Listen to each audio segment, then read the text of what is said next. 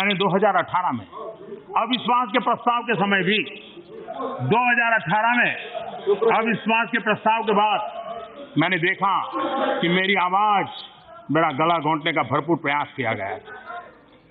1.5-2 घंटे तक नारेबाजी के बीच में भी ये ईश्वर की कृपा थी कि मैंने अपनी बात देश और दुनिया के सामने रखी।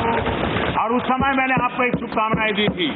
वो शुभकामनाएं मैं आज फिर देना चाहता हूं कि आप इतनी तैयारी करो कि 2023 में फिर से आपको अविश्वास प्रस्ताव लाने का मौका मिले। और ये समर्पण भाव है, ये समर्पण भाव है। अहंकार का परिणाम है 400 से 40 हो गए।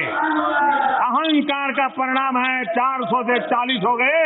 और सेवा भाव का परिणाम है कि 2 से यहां आकर के बैठ गए, 2 से निकल करके आके बैठ गए। आप कहां से कहां पहुंच गए। अरे मिलावटी दुनिया पे जीना पड़ रहा है। आप कोई लंबी बात करोगे तो शोभा नहीं देगी।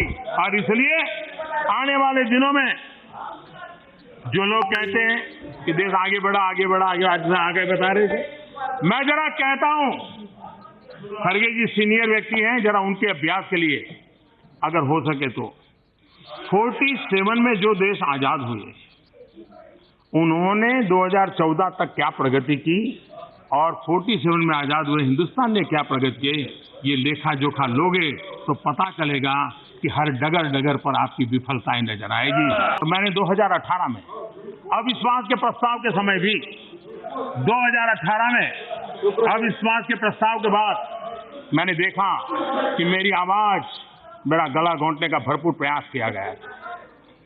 1.5-2 घंटे तक नारेबाजी के बीच में भी ये ईश्वर की कृपा थी कि मैंने अपनी बात देश और दुनिया के सामने रखी। और उस समय मैंने आपको एक शुभकामनाएं दी थी।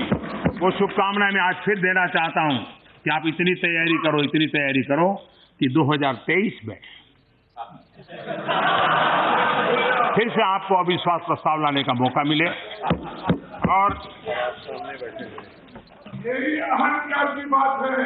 ये समर्पण भाव है, ये समर्पण भाव है। अहंकार का परिणाम है 400 से 40 हो गए। अहंकार का परिणाम है 400 से 40 हो गए।